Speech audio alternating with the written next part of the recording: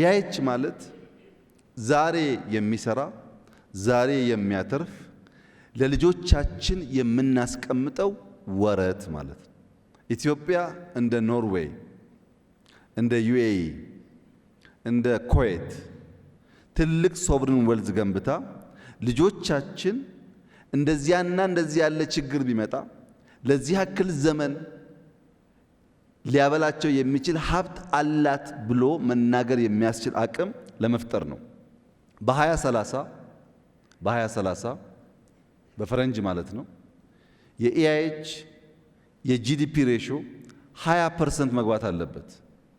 ከአጠቃላይ ጂዲፒያችን 20% ኢአይች ሀብቱን ኢንቨስትመንቱን ዳይቨርሲፋይ አድርጎ ገባ ማለት ኢትዮጵያ ካላት አንጡራ ሀብት የተወሰነ ያህሉን ለልጆቿ ለማቆየት የሚያስችል ቁመና እየገነባች ነው ማለት ነው።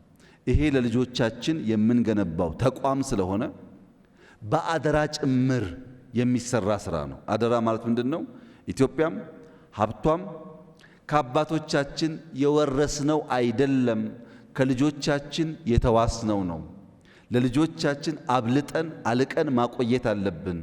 ልጆቻችን ያው ሰሞኑን እንዳያችሁት ነው ሰርተው መመገባቸው የሚያሰጋ ጉዳይ ነው። ምግብ ካላዘጋጀን በስተቀር አደጋ ውስጥ እንገባለን ለማለት ነው።